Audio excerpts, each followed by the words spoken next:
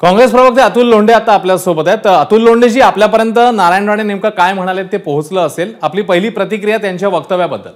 एखादा नालायक पोरगा स्वतःच्या बापाला विचारतो तू माझ्यासाठी काय केलं, अशा पद्धतीचं हे वक्तव्य आहे, ज्याचा आम्ही निषेध करतो। त्यांना जर हे माहित नसेल की शंकराचार्य हिंदू धर्माचे शास्त्रोक्त ध्वजवाहक आहेत, सर्वात मोठे ते धर्मप्रमुख आहेत, चारही शंकराचार्य। आणि चारही शंकराचार्य धर्मप्रमुख असल्यामुळे ते जे म्हणतात त्याला हिंदू धर्मातले लोक मान्यता देत असतात। आता यांनी त्यांच्यावरच प्रश्नचिन्ह उपस्थित केलेलं आहे की त्यांचं योगदान काय आहे।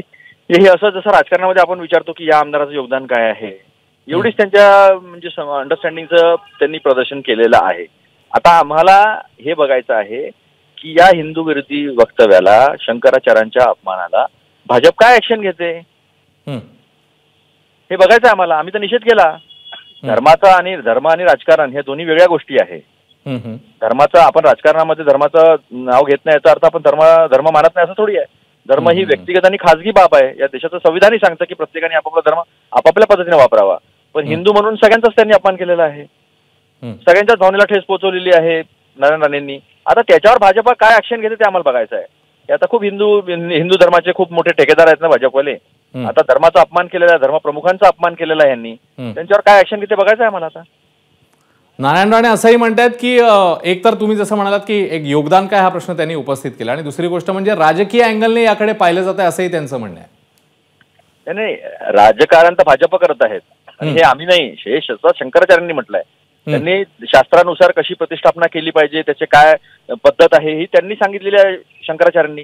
शंकराचार्य स्वतः तिथे जात नाहीत कारण याचा राजकीय वापर हे करतात। हे निवडणुका आहे म्हणून अपूर्ण मंदिरामध्ये स्थापना करण्याचा प्रयत्न करतात।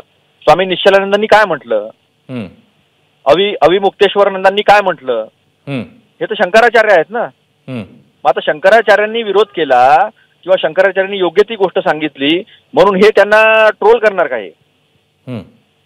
आणि हे त्यांना हिंदू धर्मविरोधी ठरवणार का? मग हिंदू धर्मविरोधी कोण हे शंकराचार्य ठरवतील ना।